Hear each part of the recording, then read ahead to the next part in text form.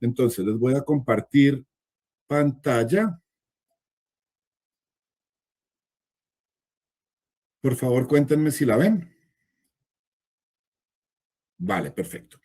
Entonces, como les decía, la idea es hacer un recorrido un poquito por la cooperación sur-sur y mirar una dualidad que yo creo que es importante. Cuando nosotros hablamos del sur global, siempre hay un discurso emancipador, es decir, una aproximación que nos lleva a hablar del sur global como un lugar emergente, como un lugar que empieza a tener agencia en el sistema internacional, como un lugar que empieza a tener peso dentro del sistema internacional. Y al mismo tiempo, cuando hablamos de cooperación sur-sur, hablamos también de política exterior. Ahora nos estaban contando justamente que uno de los elementos de política exterior de Kirchner fue justamente la cooperación sur-sur. Pero cuando hablamos de política exterior, estamos hablando de otros conceptos que no suelen ir de la mano con la cooperación sur-sur. Interés nacional, por ejemplo. Y esto lo que hace es ponernos en esta dualidad entre una solidaridad por un lado y unos intereses nacionales por el otro. Y justamente a eso quiero que nos dediquemos la tarde de hoy, ¿vale? A ver esto cómo funciona. Listo. Yo quiero empezar entonces con un primer punto que es este. Y haciéndoles un par de preguntas y me gustaría que me las contestaran. Estamos hablando de un mundo hoy en 2026 diferente al mundo que conocíamos, diferente al mundo que hemos tenido durante las últimas décadas. Y una pregunta secundaria. ¿Hay un colapso del poder de Estados Unidos y Occidente? Y me gustaría oírlos. Quisiera que me contaran algo ustedes. ¿Qué opinan de estas dos preguntas? Silencio absoluto, sepulcral. Hola, Hola, dale, Lorena. ¿cómo estás? Bueno, yo Bien, creo que bien. sí, que en realidad estamos ante muchas, eh, no sé si decirlo, nuevas formas de vida, porque tiene que ver mucho el impulso de la tecnología en estas últimas décadas, que nos hizo, creo que desde ahí partimos para poder hablar del conocimiento, porque hace unas décadas atrás no podíamos saber instantáneamente todo lo que estaba ocurriendo y dónde estaba ocurriendo las cuestiones que creo que nos interesan a todos, en definitiva. Y sí creo que hay un colapso de poder de Estados Unidos hacia Occidente, y creo que a mí particularmente me preocupa bastante. Y vengo con esta referencia, estamos viendo un mundial que se juega en Estados Unidos, mientras detrás hay una guerra, ¿no? Entonces, ¿cómo estamos frente al mundial todos copados y todos mi pregunta es, ¿cómo se puede desarrollar dos cuestiones totalmente diferentes y una que nos mueve mucho y que la otra por detrás también está moviendo al mundo y, y eh, con consecuencias negativas, digamos? Vale, No gracias, sé si... Lorena. Bueno, gracias. Un comentario ahí, me causa curiosidad que, valga la redundancia, me causa curiosidad que te cause curiosidad que en 2026 haya un mundial mientras hay una guerra de Estados Unidos al mismo tiempo, cuando en el 94 hubo un mundial con una guerra, varias guerras de Estados Unidos al mismo tiempo, solamente que no nos habíamos dado cuenta. Exacto. ¿Vale? Es decir, esto no es nuevo. Estados Unidos ha estado en guerra con alguien desde hace décadas. Bien, ¿algún otro comentario? Gracias, Lorena. Hola, sí, Camila. Dale, Camila. Bueno, creo que, ¿por qué no es el mismo mundo? Creo que desde la pandemia, como todo ha pasado muy rápido. El tema de la IA, por ejemplo, hoy más que nunca la privacidad está en duda, por ejemplo, con el tema de, bueno, de la misma inteligencia artificial, la disminución drástica del efectivo, por ejemplo, que para mí son es muy rápido el cambio, es casi abrumador si uno se detiene a ver y en cómo esto va a afectar las relaciones internacionales también, pues. Vale. El tránsito de personas, no sé, el solo hablar frente al celular, decir quiero algo y que el celular vaya mostrando la sugerencia. Es como... Sí. Vale, muchas gracias, Camila. Bien, muchas gracias por los comentarios. Yo aquí quiero, a ver, estamos de acuerdo con, una mano, Alan. Alan. Hola, buenas tardes, ¿ahí se me Dale. escucha? Sí, sí, dale. Una disculpa, me Tranquilo. retrasé un poquito. Bueno, respondiendo a la pregunta de por qué tal vez el mundo no es el mismo y relacionándolo hacia esta pérdida de poder de Estados Unidos, bueno, se me viene a la mente así rápido, igualmente de que hubo un desenfoque, ¿no? En las actividades productivas, algo similar a lo que pasaría en la Unión Soviética. Em, Hubo mucha concentración en el área financiera, financiarización, y bueno, se ha concentrado igual mucho en lo que es la militarización, ¿no? Podría ser ahí un pequeño punto a Vale, muchas considerar. gracias, Alan. Bien, lo que ustedes dicen es cierto, Michael. Dale, Michael, y seguimos después de Michael. Perdón, Jerónimo, un gusto Tranquilo. después de tanto tiempo. Creo que para responder esa primera pregunta, sí quisiera enfatizar en que de pronto hoy el mundo ve con otros ojos hacia otro lado, ¿no? Hace mucho tiempo todo era hacia el sueño americano, el continente americano o el país americano. Estados Unidos era como lo top, lo más top.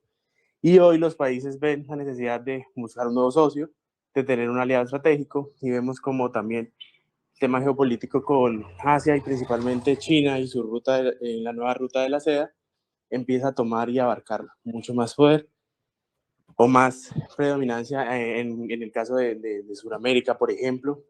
Entonces creo que eso también influye de cierto modo a que el mundo ya no sea igual en el 2026. Vale, gracias, Michael. Quisiera retomar lo que dice Michael y evidentemente lo que dijeron los compañeros anteriores. La inteligencia artificial, cambios en medios de producción y demás, pero sobre todo, el surgimiento de otros actores es lo que nos empieza a cuestionar si el mundo de hoy es el mismo mundo que teníamos antes.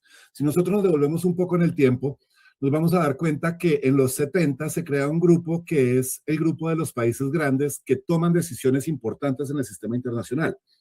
Estoy hablando del G8, G7 más 1 en realidad. Y en ese G8, Estados Unidos, Canadá, Francia, Reino Unido, Alemania, Japón, Rusia, Italia, empezamos a ver cómo el sistema internacional y las decisiones se concentran en 8 países que son importantes. El mundo evoluciona y nos damos cuenta en los 90 y sobre todo en los 2000 que es imposible seguir tomando decisiones sin China, que es imposible seguir tomando decisiones sin India, sin Brasil y sin otros países que empiezan a ser importantes, Indonesia, Turquía, Sudáfrica. Y esto nos lleva entonces a una transición del G8 al G20, por ejemplo, ¿vale? Y en ese G20 incluso hemos llegado a incluir a la Unión Africana al mismo nivel de la Unión Europea como miembro pleno del G20, porque nos damos cuenta que hay otros actores del sistema internacional que no podemos seguir ignorando. Si nosotros nos vamos a las predicciones del Banco Mundial para 2050, las últimas que sacaron, nos vamos a dar cuenta que Estados Unidos, que hoy es el primer país del mundo en términos de economía, va a ser el tercero. Y que China, que hoy está descrestando a todo el mundo, no va a ser el primero, va a ser el segundo, porque el primero va a ser India. Y más allá de eso, nos vamos a dar cuenta que el cuarto es Indonesia, el quinto es Brasil y el sexto es Nigeria. Quiere decir que los 6 primeros puestos, 7 primeros puestos, solamente uno va a ser de lo que hoy llamamos el norte global. Quiere decir que sí hay un cambio radical en las estructuras de poder en el sistema internacional. Ahora, esta pregunta de si hay un colapso del poder de Estados Unidos y de Occidente, yo creo que nos podemos quedar 17 años debatiendo esto. Yo les propondría no la contestemos. No la contestemos. Miremosla desde otro lado. Yo creo que colapso no es. Es decir, yo no creo que Estados Unidos haya disminuido su poder durante los últimos años. Sigue siendo el mayor poder económico, político y militar. No se ha debilitado en términos de tamaño. Y lo que sí ha cambiado no es el poder de Estados Unidos, es su capacidad de imponer reglas solo. Quiere decir que lo que está cambiando es la hegemonía. Ya no fija solo las reglas, ya no fija solo la agenda y ya no fija solo el financiamiento. Su poder, es decir, sus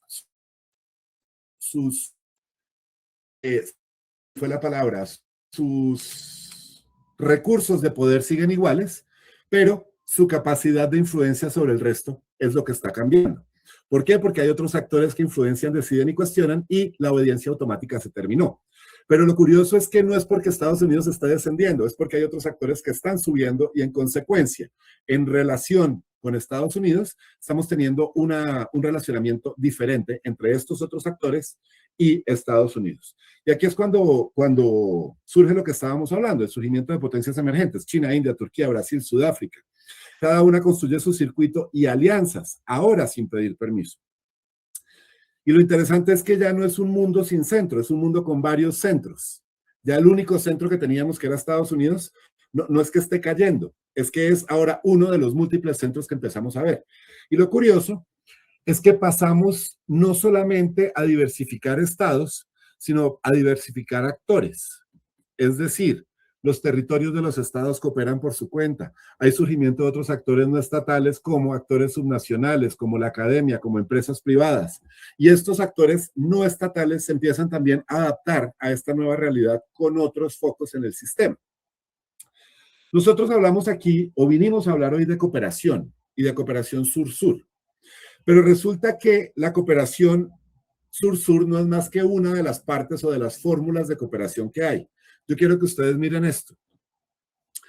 Si nosotros miramos 2025, nos vamos a dar cuenta que la ayuda oficial al desarrollo disminuyó en un 23% en el sistema internacional.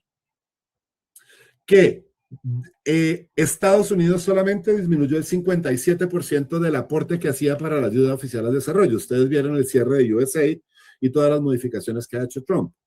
De ese 23%, que cae la ayuda para el desarrollo, el 75% corresponde a la disminución de financiación de Estados Unidos. Y esto es fundamental. Un actor nos está generando el 75% de la desfinanciación de la cooperación. Y para 2026 estamos esperando una contracción del 5.8 en términos de cooperación para el desarrollo, es decir, cooperación norte-sur. A hoy, solamente 4 países cumplen la meta de Naciones Unidas de al menos el 0.7 del PIB en cooperación, que son Noruega, Luxemburgo, Suecia y Dinamarca. Ninguno de los 4 es de los grandes cooperantes. Bueno, esta se duplicó. El 0. Tendría que ser el 0.7. Hoy estamos en el 0.26 en promedio del PIB de los países donantes que va a cooperación, frente a un 0.34 en 2024. Es decir, que sigue disminuyendo. Y frente a esto, frente a una cooperación norte-sur que disminuye, tenemos una cooperación sur-sur que aumenta. Y triangular.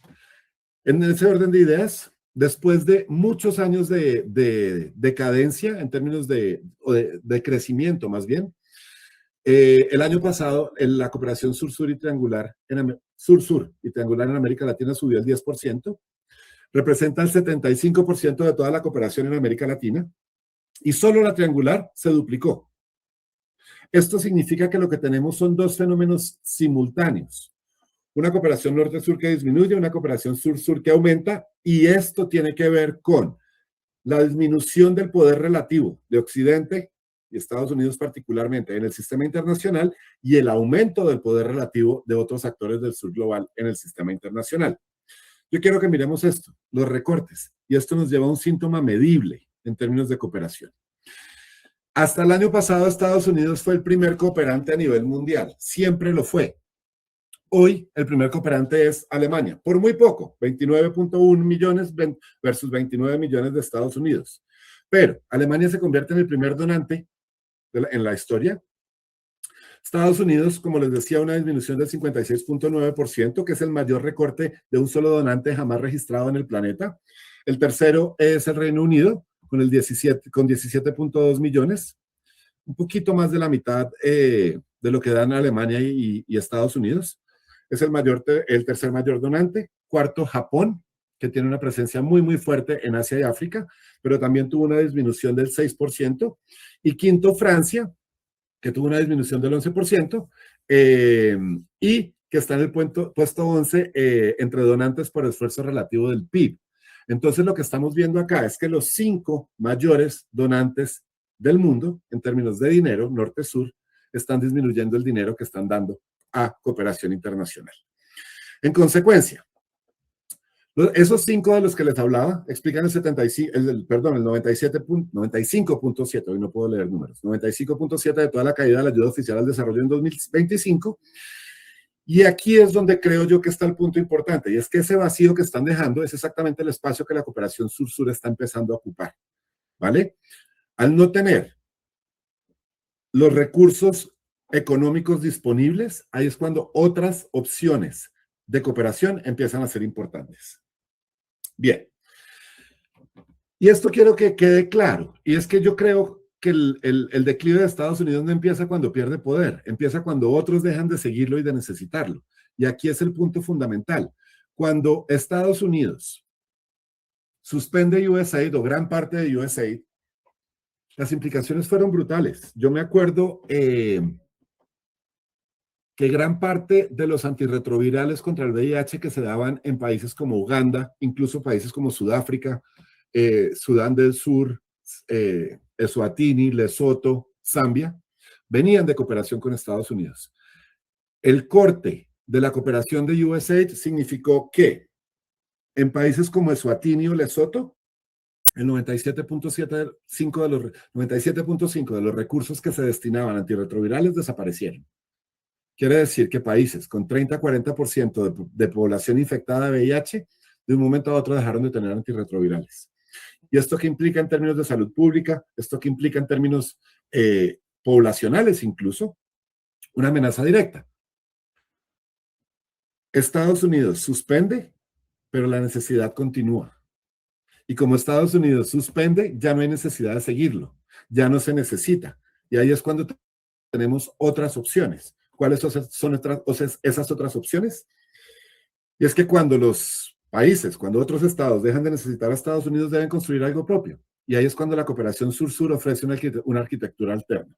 Ustedes van a ver, por ejemplo, que cuando Estados Unidos sale con antirretrovirales, entran países como Sudáfrica, India, Brasil, con medicamentos genéricos e incluso con apoyo para generación de plantas de producción de antirretrovirales a unos precios mucho más baratos, en un complemento de lo que hace unos años ya habían hecho los 3 países de desconocimiento de patentes de los países del norte para poder garantizar antirretrovirales para el sur. Entonces, como les decía, no creo que Estados Unidos esté perdiendo poder, está perdiendo seguidores. Y eso nos lleva a lo siguiente, y es el nuevo mundo del que les estaba hablando. Yo no sé si sea un nuevo mundo. Yo lo que sí sé es que hay unos nuevos actores que cada vez pesan más. Aquí hay algunos de ellos: Turquía, Irán, China, Corea del Sur, India, Rusia, Brasil, Arabia Saudí, Pakistán, Sudáfrica. En mayor o menor medida son actores que empiezan a surgir. Y aquí hay algo que yo quiero compartir con ustedes y que usualmente no pensamos.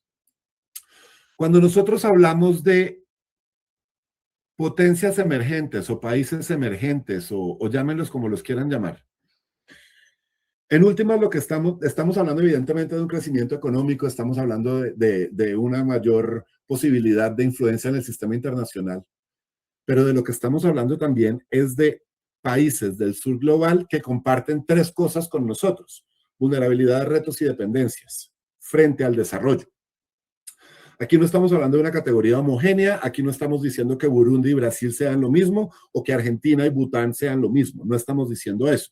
Lo que estamos diciendo es que en mayor o menor medida, Burundi, Argentina, Brasil, Colombia, Haití y Timor Oriental compartimos vulnerabilidad, retos y dependencias frente al desarrollo, en mayor o menor medida. Y que estos países que están emergiendo, lo que están haciendo es solucionando problemas asociados al desarrollo, ¿vale?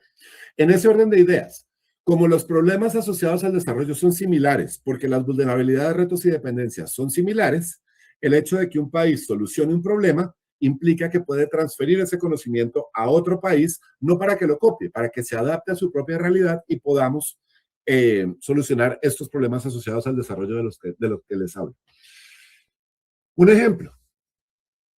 Cuando nosotros tratamos de solucionar problemas de movilidad urbana, por ejemplo, históricamente la tendencia de nuestros políticos siempre ha sido mirar Nueva York, Madrid, París, Tokio. Ciudades que tienen unos sistemas de transporte muy avanzados, y que requieren un montón de inversión. Y resulta que si nosotros miramos, el 88% de las ciudades del mundo hoy están en el sur global. Quiere decir que los problemas urbanos, los problemas del urbanismo de 2026 del siglo XXI son los problemas del sur global. Quiere decir que la solución a los problemas de las ciudades del sur global no están ni en Londres, ni en París, ni en Nueva York. Están en Nueva Delhi, están en Sao Paulo, están en Buenos Aires, están en Bogotá y están en Johannesburgo, que son ciudades que han empezado a solucionar sus problemas, ¿vale? Y ahí es cuando, al haber otros puntos de referencia y otros conocimientos que vienen de situaciones mucho más comunes para nosotros, mucho más cercanas para nosotros, la cooperación sur-sur empieza a ser fundamental y empieza a tapar ese hueco que empieza a dejar Occidente. Algunos nuevos actores, ustedes los conocen también. Yo no quiero entrar mucho en este debate o en este discurso, pero ustedes ven a una Rusia que no necesita superar a Estados Unidos, simplemente le basta con desafiarlo, utiliza la energía y la desinformación y la fuerza militar como armas, al punto que Estados Unidos, el gran país del mundo, Trump había dicho que solucionaba el problema en Ucrania en una semana, llevamos año y medio y no lo ha solucionado. India, con otra aproximación completamente diferente, ellos se dedican a crecer más y a discutir menos, no elige bando entre Washington y Pekín, elige beneficio y en consecuencia demuestra que emerger no implica romper con nadie, es una posición bastante pragmática, digamos. Tenemos un Sudáfrica con una posición muy, muy interesante y es que acepta la interdependencia pero rechaza la subordinación política. Yo no sé si ustedes vieron en la última cumbre del G20 en Johannesburgo, que Sudáfrica tenía que entregarle la presidencia a Estados Unidos, la presidencia del G20. Generalmente se hace entre presidentes. Trump decidió no ir y mandó un tercer secretario de la Embajada de Estados Unidos en Pretoria y Sudáfrica no tuvo ningún problema en decirle, yo, presidente de la República, no le voy a entregar un tercer secretario. Si usted no viene, perfecto, no hacemos la transferencia, la hacemos el lunes en Cancillería en Pretoria, donde un tercer secretario de Sudáfrica se lo entrega a un tercer secretario de Estados Unidos, porque usted no va a venir a humillarme en mi país. Quiere decir entonces que empezamos a utilizar los espacios que tenemos disponibles para enfrentarnos un poco a la hegemonía de Estados Unidos. Confronta desde dentro del sistema y no desde fuera de él. Por eso, por ejemplo, vemos la demanda de Sudáfrica contra Israel ante en la CIJ por genocidio. Israel como el gran aliado de Estados Unidos, y esto también le trajo muchos problemas con Estados Unidos. Y un líder global, un líder del sur global como palanca de negociación. Es decir, este discurso le sirve para su proyección internacional. Una China que no se opone al sistema, entra y trata de redefinirlo desde adentro, empieza a avanzar en otro montón de lugares, militar, tecnológico, financiero, y el sur global se convierte en esa opción real para China. Yo creo que no podemos hablar del surgimiento de China hoy y de la importancia de China sin su relación con el sur global, es decir, sin su relación con el resto de Asia, sin su relación con África, que es fundamental, sin su relación con América Latina, que nos lleva a que hoy todos los países de América Latina, China sea su principal socio comercial, con excepción de dos, Colombia y Paraguay, ¿vale? Entonces empezamos a ver este tipo de dinámicas y esto hace 15 años era impensable. Brasil, que va y viene con Lula, con Bolsonaro, con Lula otra vez, pero es mucho más multilateral y mucho más mediador, y un Irán, que es la prueba clara de los límites de Estados Unidos para imponer orden en Medio Oriente. ¿Cuántas veces ha tratado Trump en las últimas semanas, un par de meses, de solucionar la guerra con Irán? E Irán, que no es ni mucho menos similar en términos de poder a Estados Unidos, se da el lujo de decir yo no le firmo nada hasta que usted no le diga a Israel que se salga del Líbano.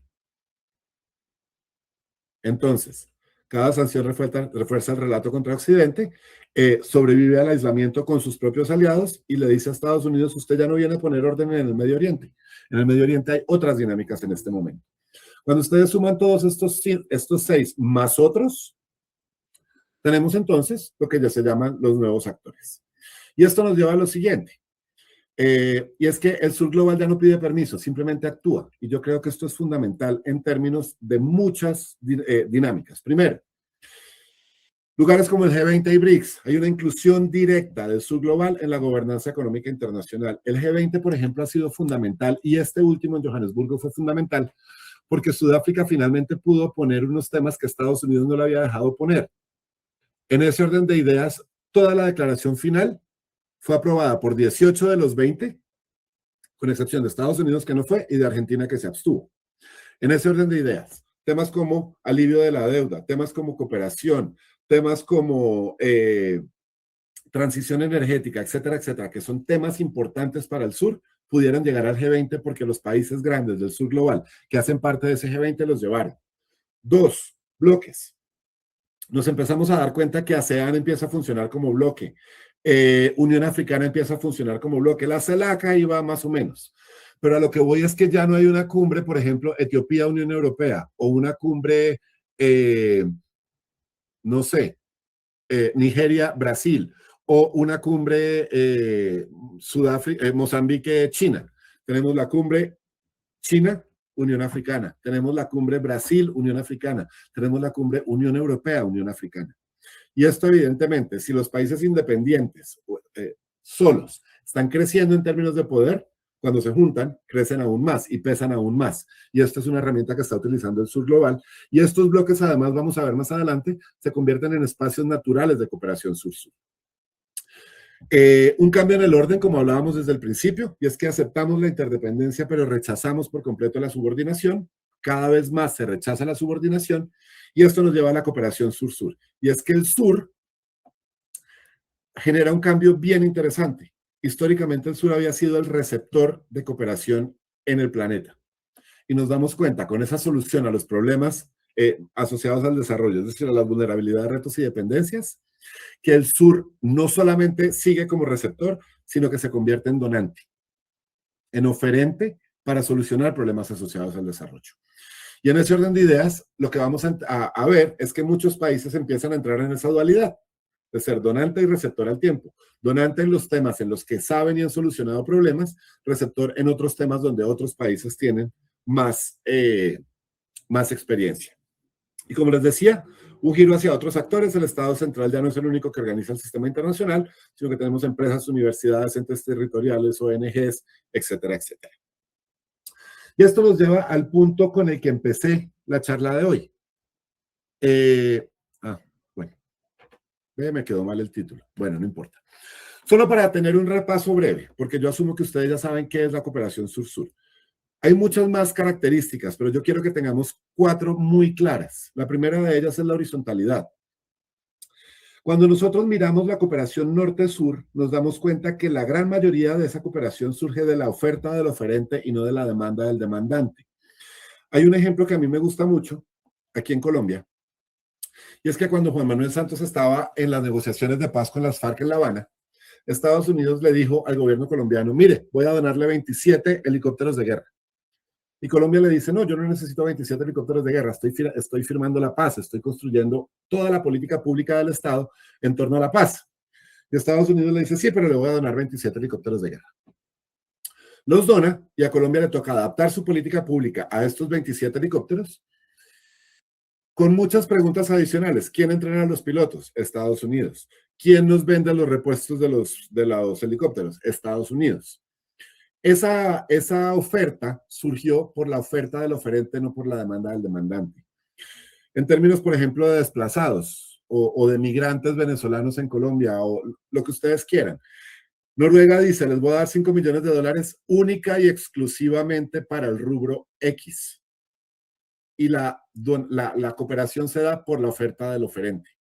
Cuando nosotros hablamos de cooperación sur-sur, estamos hablando de dinámicas que suelen surgir de la demanda del demandante. El país hace un análisis de qué es lo que necesita y empieza a mirar quién soluciona ese problema para ir a pedirle la cooperación, ¿vale?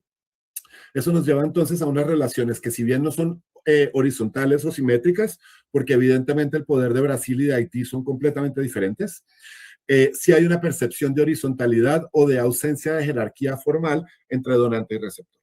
Y esto creo que es importante. 2, sin condicionalidades. Y es que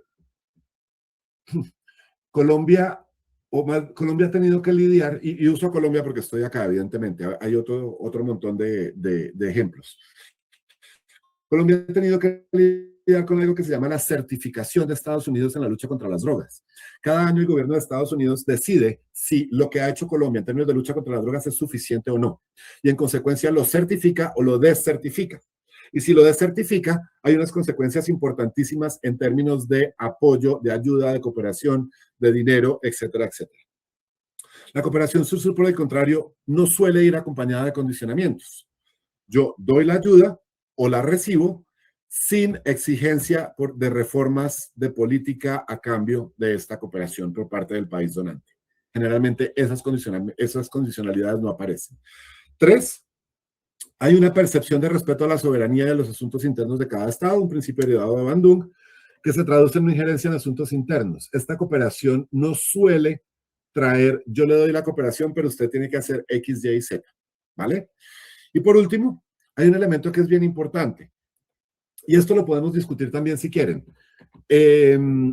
Cuando se da la cooperación, cuando hay cooperación norte-sur, muchas de esas dinámicas de cooperación están destinadas a financiar un proyecto en específico, pero no siempre a generar las capacidades en el país receptor, ¿vale? Incluso, esa cooperación en muchos casos es utilizada para aumentar la dependencia del Estado receptor frente al Estado donante. Por el contrario, la cooperación sur-sur lo que busca es que una vez el Estado donante le da la cooperación al receptor, no haya necesidad de que el donante permanezca ahí. Es decir, busca dejar una capacidad instalada y no una dependencia del conocimiento transferido, ¿vale?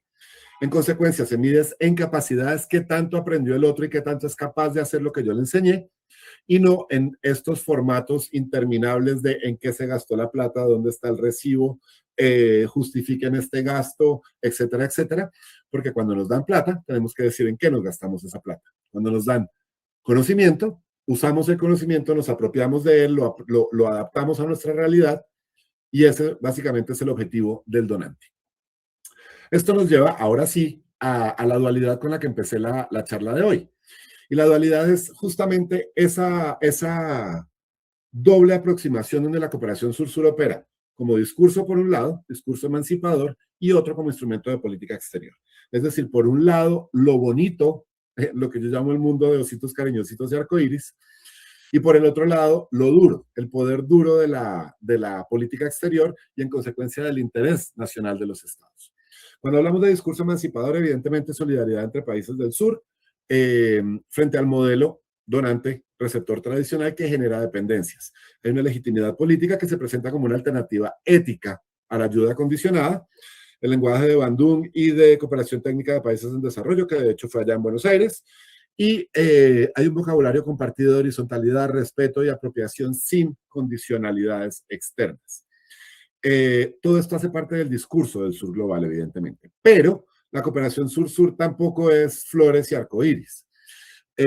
También se utiliza para construcción de influencia, generar mercados y alianzas diplomáticas a través de cooperación. Si yo ayudo al otro, ese otro estará más dispuesto a ayudarme a mí cuando yo lo necesite, evidentemente.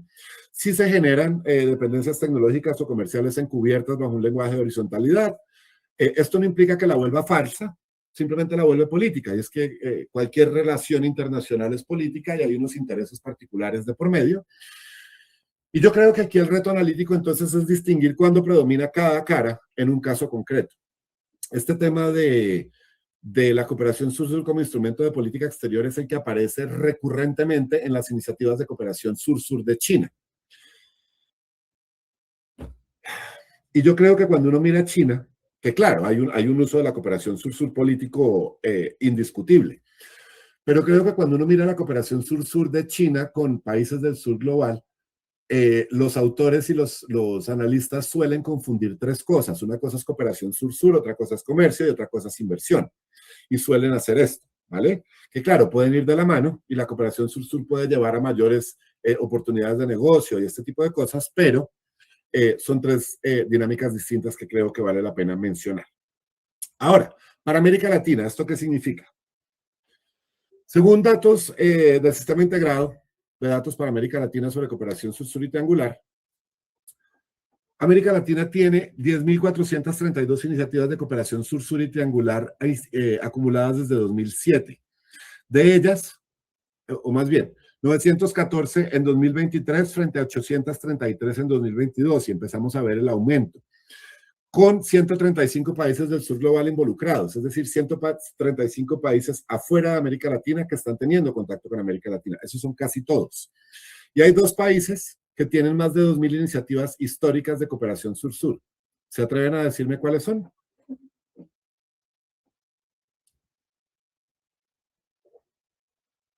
Ya se durmieron todos, se aburrieron y se fueron a ver fútbol.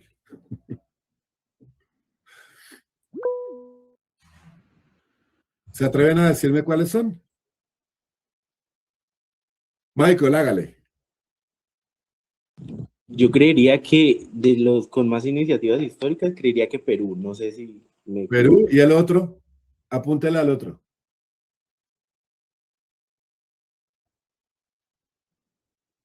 No, el otro sí no me atrevo a decirlo. Muy bien. ¿Alguien más se atreve, se arriesga?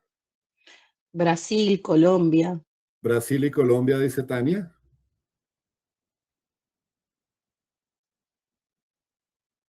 Chile y Colombia. Chile y Colombia. Ve, interesante que estén poniendo a Colombia ahí. Un país que siempre ha mirado al norte, con excepción de Petro. Ya volvimos otra vez a mirar al norte con este... ¿Cómo fue que dijo ella de Milei? ¿Cómo fue que le dijo? Cipayo. Cipayo. Bueno, yo voy a usar la palabra subnormal, que aplica por allá y por acá, pero bueno. ¿Alguien más se le mide? México. México, Venezuela. Interesantes. Lo curioso es que uno esperaría encontrar a Brasil como uno de los más importantes en términos de cooperación sur-sur. Y uno esperaría encontrar a los otros 2 grandes, que son Argentina y México. Extrañamente, los que hablaron tenían razón. La respuesta de los 2 que tienen más proyectos de cooperación sur-sur históricos, más de 1.000, son Colombia y México. El primero, Colombia, el segundo, México. Y en el siguiente nivel, más de la mitad de los países de la región tienen más de 1.000 iniciativas, ¿vale? Esto quiere decir que países más pequeños, como Bolivia, como Paraguay, como Ecuador, tienen más de 1.000 iniciativas, ¿vale? Los que no aparecen en este escenario, evidentemente serán los más pequeños como El Salvador, como Nicaragua, como Honduras, etc., ¿vale? Bien. En términos de temas, y aquí es donde yo creo que es fundamental, primero me pareció muy curioso que cuando pregunté por qué estaba cambiando el mundo, casi todos me hablaron de inteligencia artificial y demás, es decir, ciencia y tecnología. Y resulta que es el punto que menos proyectos de cooperación tiene, ¿vale? Lo que quiere decir entonces que cuando nosotros hablamos de cuáles son las necesidades que tienen los estados del sur global, y particularmente en este caso, en América Latina, Iberoamérica, en términos de problemas asociados al desarrollo, vulnerabilidad, retos y dependencias, los estados no están reconociendo la ciencia y la tecnología como una de esas prioridades.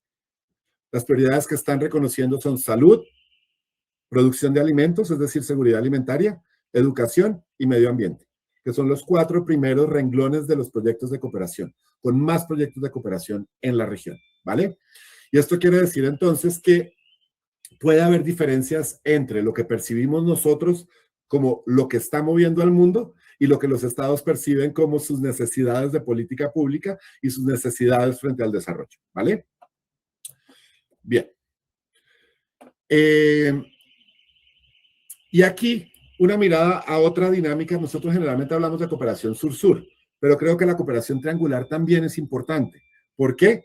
Porque tiene muchas de las ventajas de la cooperación sur-sur y nos elimina muchos de los problemas de la cooperación norte-sur. Entonces, la cooperación triangular también tiene una tendencia en expansión y empiezan a ocurrir cosas como la siguiente. Creamos el Foro de Cooperación Triangular Portugal, América Latina, África. Es decir, un país del norte, Portugal, que utiliza a alguien en el sur global, en este caso América Latina, para ayudar a otro en el sur global, que es África. Impulsado por la Secretaría General Iberoamericana, junto al Instituto Camões de Portugal, y empieza a pegarle a países que para Portugal son importantes. Empezaron con Sao Tomé y Príncipe, ex colonia portuguesa, y le empieza a pegar a otros países, Mozambique, Angola, Cabo Verde, Guinea-Bissau, con recursos para que América Latina ayude a África. Y esto se complementa con los proyectos de cooperación triangular descentralizada orientada a ciudades dentro del marco de cooperación entre América Latina y Unión Europea. ¿Vale? Esto creo que es importante, y es que más de una cuarta parte de las iniciativas latinoamericanas de cooperación sur-sur triangular ocurrieron en 83 países en desarrollo de otras regiones del sur. Es decir, América Latina está concentrando 3/4 partes de su cooperación sur-sur en la región y una cuarta parte, un poco más de una cuarta parte, en el afuera. Y ese afuera generalmente es África. ¿Vale? Y esto de lo que nos demuestra entonces es, alguien lo mencionó al principio, un Asia que está creciendo mucho más y un África que todavía tiene unas necesidades, que también está creciendo un montón, evidentemente, pero que también tiene unas necesidades que muchos de los países asiáticos ya no tienen, ¿vale?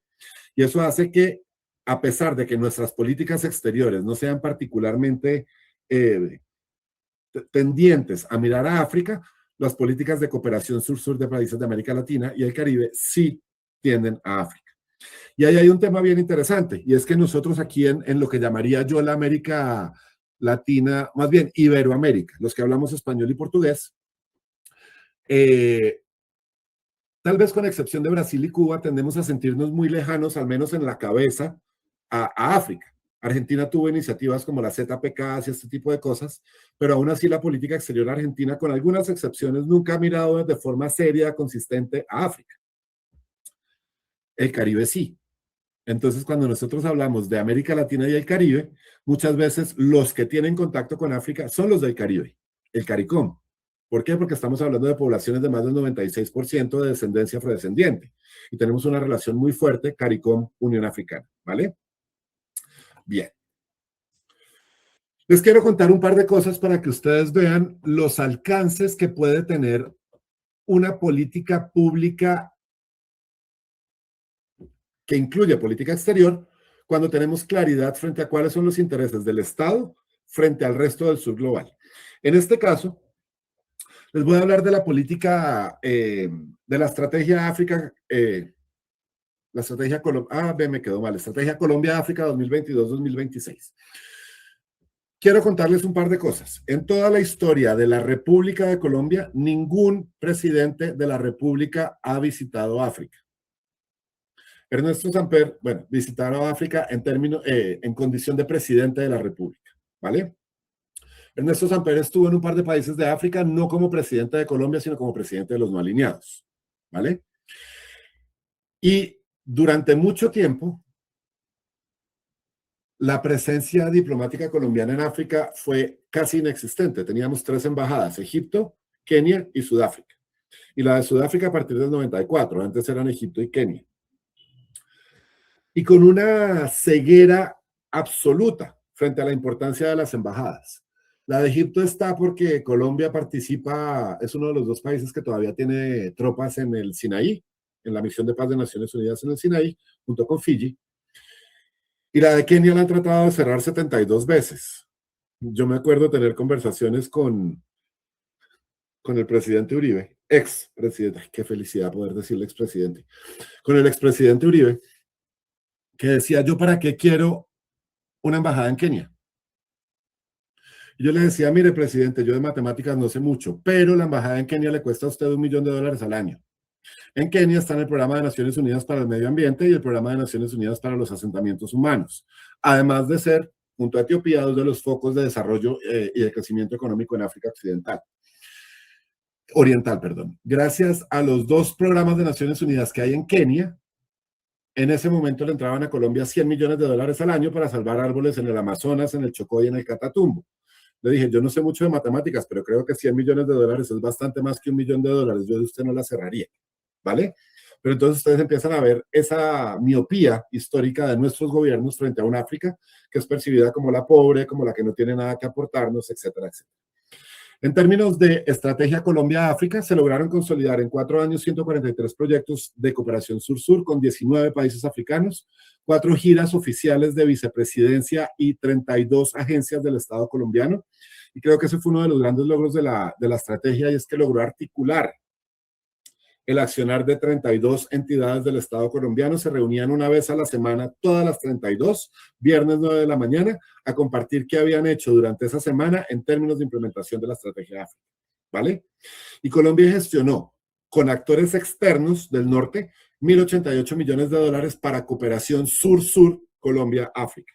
Quiere decir que Colombia pues, puso un montón de presupuesto suyo, pero no solamente presupuesto suyo. Hay opciones para meterle dinero a esta cooperación sur-sur a partir de otras fuentes de financiamiento, ¿vale?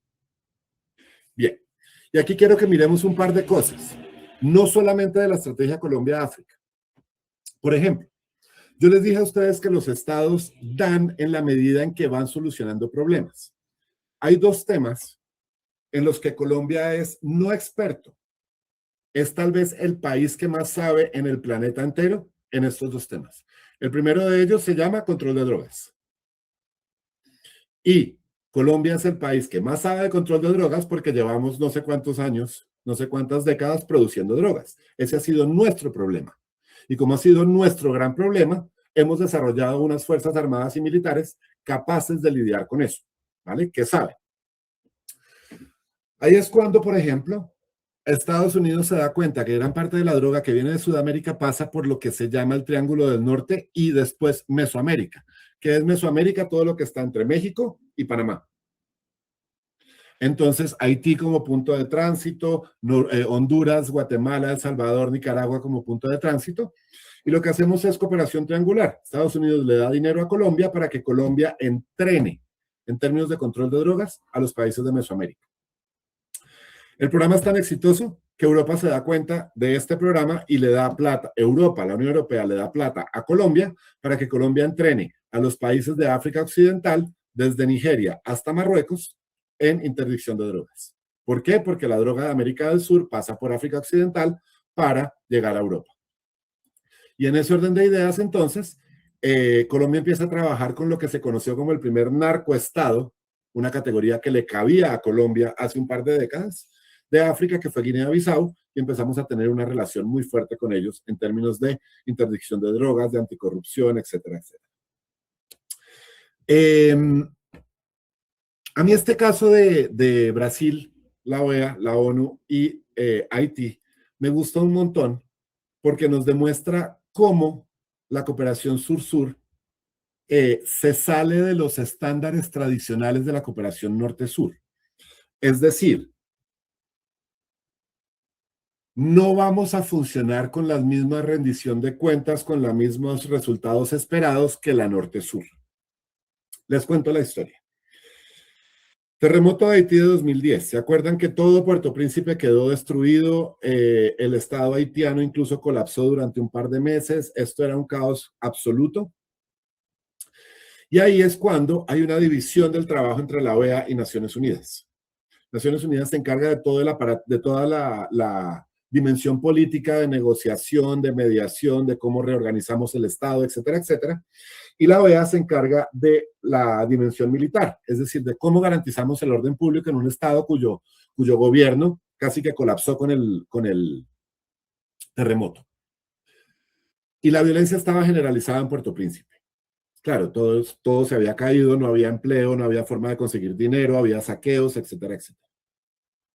Y Brasil, que había mandado tropas a Puerto Príncipe, en medio de los cascos blancos de la OEA, se pone a pensar, bueno, ¿y yo cómo hago para solucionar el problema de la violencia? Y la solución fue fácil. Se inventaron 2 partidos de fútbol entre la selección de Brasil y la selección de Haití. Cada boleta para entrar a ver el partido en Puerto Príncipe era un arma. El estadio le cabían 32,000 personas. En 2 días fueron 64,000 armas que sacamos de las calles y la violencia bajó en Puerto Príncipe en un 90% en 2 días. ¿Qué le costó a Brasil? 30 pasajes de avión y 2 noches de hotel.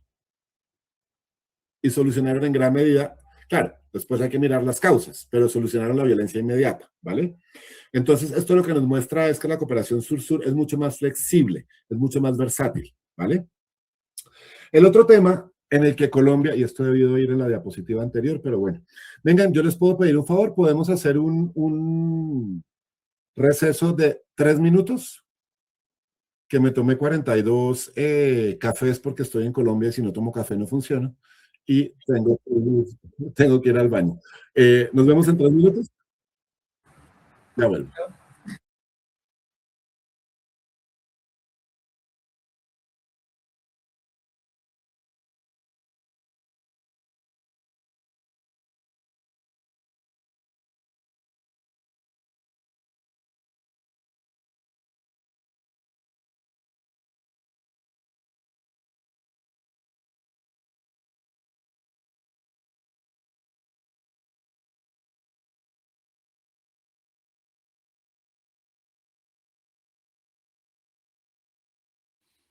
Uno de los voluntarios, Majo, preguntó si el profe luego podría pasar su presentación, que está muy buena. Dankeschön. Sí, puede ser hola, buenas noches. Puede ser la presentación o si no se puede, pronto la haces o alguna, no sé, alguna fuente que podamos consultar para estos temas. Me parece que está muy, muy interesante la presentación.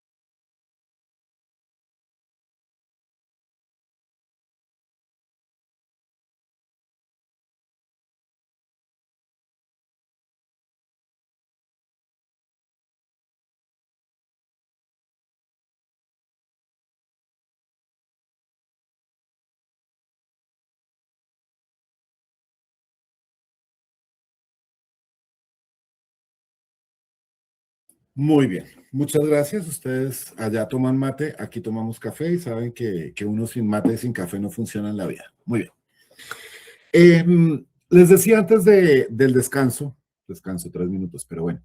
Les decía antes del descanso que Colombia sabe de 2 cosas. Una es interdicción de drogas, la otra es reincorporación, lo que se llama DDR, desarme, desmovilización y reintegración o reincorporación.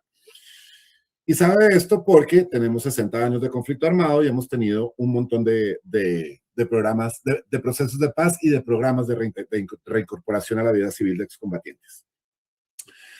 En temas de reincorporación, Colombia no solamente es experto. Naciones Unidas hizo un análisis de todos los programas de reintegración del planeta y se dio cuenta que el mejor programa de reintegración era el colombiano. Muy rápido, Colombia se encarga de los excombatientes durante 6 años y medio. Hay 8 dimensiones: familiar, de salud, de derechos civiles, de educación, de entrenamiento laboral. Es decir, los acompañamos integralmente durante 6 años y medio y en consecuencia las tasas de retención del programa de movilización de reincorporación en Colombia es la tasa más alta del mundo de todos los programas de reincorporación. Y algo bien lindo de la cooperación sur-sur es que Colombia se dio cuenta que la cooperación sur-sur no necesariamente, mejor dicho, podemos usarla para ayudar a otros, pero al mismo tiempo podemos usarla para que otros nos ayuden a nosotros. ¿Esto qué quiere decir? Colombia se inventó una cosa que se llaman las giras de cooperación técnica sur-sur en reintegración. Y lo que hace es que cada año, con 3 años de suspensión por la pandemia, trae con recursos colombianos, con recursos de mis impuestos, a 40 personas que trabajan en programas de reintegración en diferentes países del mundo. Y esos diferentes países van desde Libia, Liberia, Irak, Afganistán y Siria y Filipinas, hasta en su momento Reino Unido, España y demás por la ETA, el IRA y todo esto. Y los trae a Colombia y durante una semana les muestra ¿Qué les muestra? La casa donde nosotros recibimos a los desmovilizados y cómo les garantizamos bienestar apenas llegan. Les muestra las empresas que los desmovilizados han creado con el apoyo del Estado colombiano. Les muestra el pueblo en las montañas del Cauca que se habían dedicado a producir coca y con el apoyo del Estado colombiano ahora producen café y el café se acaba de ganar un premio de no sé qué cosas en Bélgica.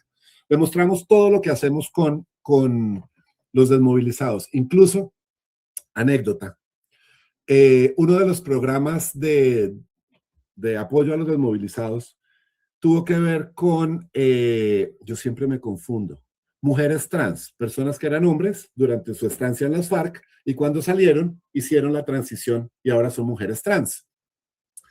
Y ellas trabajan en un barrio de Cali que se llama Siloé, 6 de ellas, ex FARC, y decidieron que la forma como se iban a mantener en la... ¿Qué son desmovilizados? Leticia, desmovilizados son personas que antes hacían parte de los grupos armados, llámalo FARC, ELN, EPL, lo que sea, M19, y que pasan por un proceso con el Estado colombiano de reincorporación a la vida civil. Dejan las armas y pasan a reincorporación de la vida civil. Generalmente está asociado también a un perdón de los crímenes que habían cometido, a un acompañamiento para que no vuelvan a las armas, etcétera, etcétera, ¿vale? Estas mujeres trans decidieron que se iban a ganar la vida enseñando a bailar salsa a los niños del barrio más peligroso de Cali. Entonces, llevamos a 40 personas de otro tanto de países del mundo a un barrio en Cali, muy pobre, a ver cómo 6 mujeres trans y los niños a los que les enseñan salsa, bailan salsa como herramienta de construcción de paz en Colombia. Y fue interesantísimo ver, por ejemplo, cómo el director de desmovilización en Libia, o en Mauritania, o en Irak, o en Siria, está viendo que el Estado colombiano se gasta dinero en la transición de hombres a mujeres de 6 personas y además deja que niños de 3 a 15 años estudien salsa con mujeres trans. Eso es inconcebible para estas personas.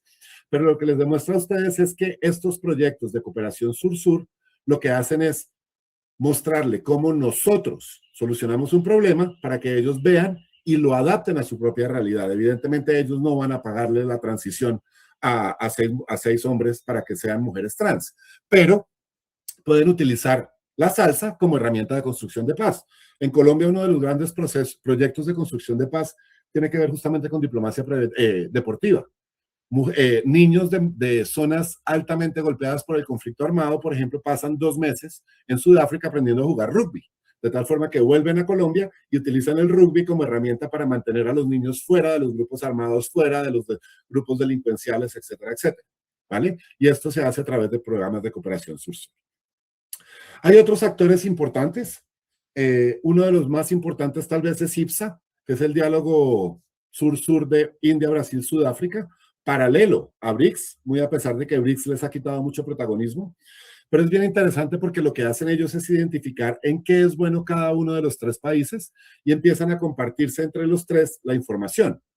En términos de educación, India es el país líder, pero entonces India entra con educación universal con énfasis en equidad de género, Brasil en educación secundaria y profesional y Sudáfrica con educación abierta y a distancia. Sudáfrica tiene la Universidad de Sudáfrica, que es la universidad virtual más grande del mundo. Entonces aquí lo que empezamos a ver es cómo empiezan a intercambiar conocimientos.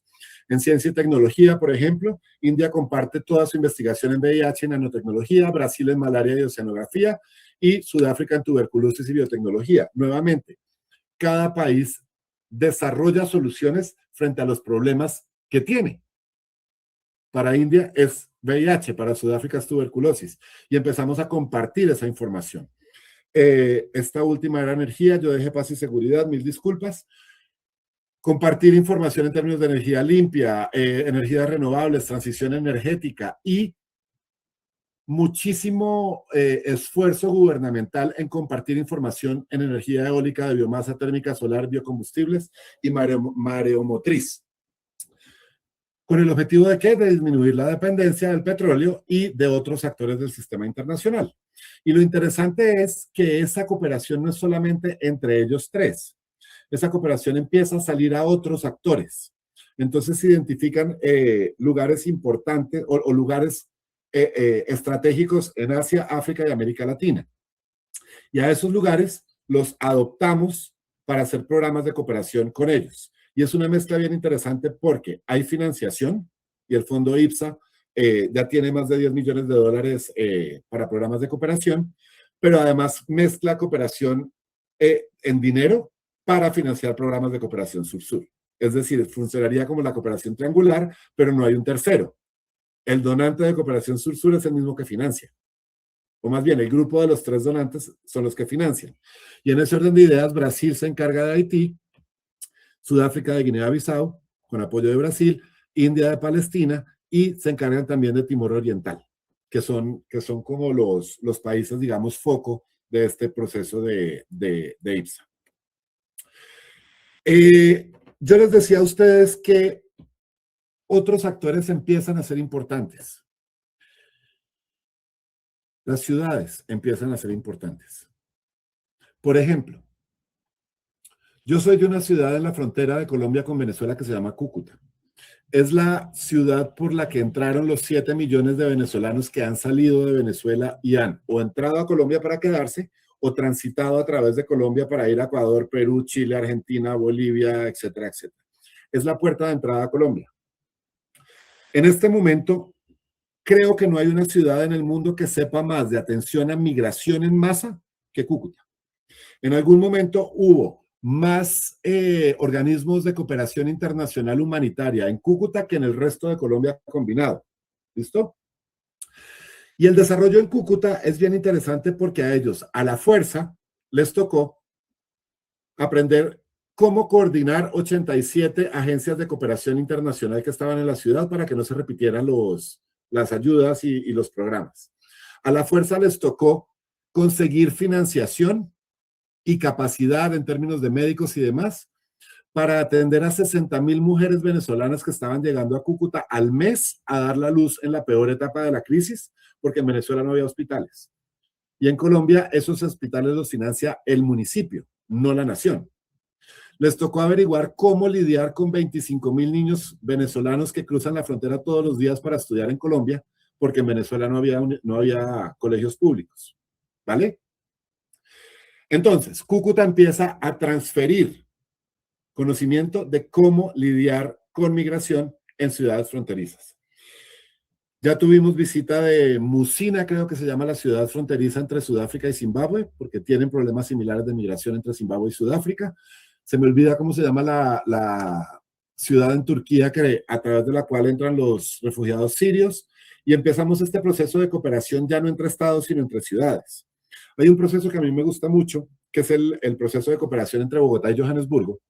Cuando Sudáfrica iba a realizar el Mundial de 2010, empezaron a mirar cómo hacemos para transportar a las personas que iban a ir al Mundial. Ellos construyeron un tren rápido entre el aeropuerto Pretoria y Johannesburgo, que a veces sirve de metro un poquito. Tienen unos ferrocarriles, pero en Bogotá habíamos construido Transmilenio, que es el sistema de transporte masivo con buses. En ese momento funcionó muy bien, ya hoy no tanto, por eso nos tocó hacer el metro. Bueno, ese es otro debate.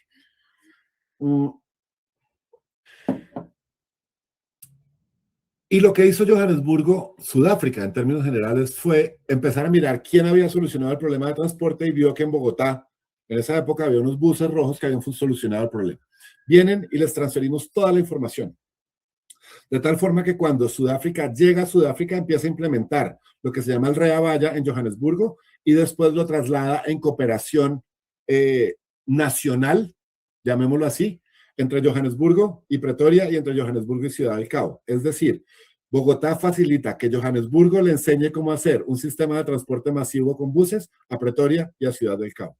Entonces ustedes ven ahí el proceso de réplica de conocimiento y de solución a un problema particular. Básicamente entonces podemos afirmar que Sudáfrica pudo mover a las personas que fueron al Mundial gracias a esta cooperación. Y no solamente desde Bogotá, cuando vinieron estuvieron en otras ciudades colombianas como Pereira, que también habían hecho proyectos de sistemas de transporte masivo con buses, ya no a la escala de las ciudades principales que son Bogotá y Johannesburgo, sino a escala mucho más pequeña como Pereira, que es la sexta ciudad más importante de Colombia, séptima ciudad más importante de Colombia, que también tenía el formato. Y esto me lleva a otro punto que es bien interesante, y ya para terminar, y dejamos un espacio abierto para preguntas, comentarios, quejas y sugerencias, sobre todo quejas. Y es que este surgimiento del sur no solamente abre oportunidades de cooperación sur-sur estricta, es decir, de esta transferencia de conocimientos y de generación de capacidades en el otro. La generación de capacidades se puede hacer desde el sur con otras alternativas que empiezan a surgir. Antes, la financiación solamente venía del norte. Ahora empezamos a tener financiación desde el sur. Países como China, bueno, Japón no tanto es sur, pero China, Corea del Sur, Turquía empiezan a financiar. Becas, empiezan a financiar programas. Hemos tenido a Turquía construyendo acueductos en pueblos colombianos. Hemos tenido a Corea del Sur financiando programas de desmovilización o programas de apoyo a los desplazados por la violencia. Tenemos a China capacitando servidores públicos en temas importantes para el desarrollo en el sur global. Entonces, no es estrictamente cooperación sur-sur como la conocemos, pero sí es cooperación sur-sur de otras formas, que empieza a meter dinero y que empieza a utilizar esa política exterior de esos estados que empiezan a tener dinero para financiar educación y otros problemas, solucionar otros problemas en países del sur global. África, como laboratorio, sin duda alguna, de... ay, ¿qué se me hizo esa diapositiva? Tal vez venga después. Bueno, de problemas asociados al desarrollo, ya les voy a mostrar, y otros actores que creo que son importantes. En Colombia, los países árabes y Azerbaiyán están trayendo dinero y cooperación. 10 millones de dólares del Fondo Abu Dhabi para el desarrollo y reactivación de empresas pequeñas, medianas y pequeñas empresas y proyectos sociales en Colombia. Hay un apoyo de un mecanismo del Grupo de Coordinación Árabe y la CAF, la Corporación Andina de Fomento, el Banco de América Latina, orientado a infraestructura, transición energética, seguridad alimentaria y digitalización. Es decir, estos países del sur que empiezan a tener dinero, particularmente los productores de petróleo, empiezan a llegar a la región con otras ofertas a las que nosotros no estábamos acostumbrados. Y de hecho, tan no estamos acostumbrados que la embajada de Qatar y de Arabia Saudí en Colombia deben llevar unos 2-3 años. Los primeros 2 años, ninguna persona aplicó a estos fondos porque no sabíamos que existíamos. Nunca habíamos pensado en Qatar como un donante, en Arabia Saudí como un donante. Y estos son espacios que se empiezan a abrir con base en este cambio que empieza a haber en el sistema internacional. Oigan, se me perdió la diapositiva. Bueno, en fin. Y ya para terminar, quiero terminar con 2 frases que creo que son importantes para que las pensemos y a partir de ahí tengamos el debate. Y es que, como les decía, la pérdida de monopolio de Occidente, el ascenso de nuevos actores y la financiación que ya no solamente viene del norte y la experiencia que ya no fluye solo hacia el sur describe un mismo fenómeno visto desde distintos ángulos. Y es que el sistema internacional dejó de tener un único centro y un único punto de entrada. Ahora tenemos otros actores que son importantes. Y la pregunta es la siguiente, sobre todo en una América Latina cada vez más hacia la derecha y la derecha radical, que suele tender a no mirar al sur global, que suele tender a aliarse incondicionalmente con el norte, particularmente con Estados Unidos. La pregunta entonces es si, la pregunta ya no es si el sur puede participar en este sistema en el que se está creando. La pregunta es si el sur va a ignorar el nuevo escenario y va a quedarse por fuera. Y esto, lo que nos lleva entonces es a preguntas que nos... ¿Cómo dejo de compartir yo aquí? Dejar de compartir, eso. Nos lleva a preguntas como si personajes como De las Priella o Bukele o Katz o Milei van a seguir mirando solamente hacia el norte, ignorando un montón de actores del sur global que van a ser cada vez más importantes y que probablemente cuando queramos mirar hacia ellos ya será demasiado tarde porque habrá otros actores del sur global que sí los están mirando y sí están copando esos espacios, ¿vale? Entonces, yo ya me aburrí de hablar. Entonces, abramos el espacio para quejas, comentarios, sugerencias, críticas, cachetadas, todo lo que ustedes quieran. Linet. Hola, pues Jerónimo, primero agradecerte por aceptar mi invitación. Emboscada.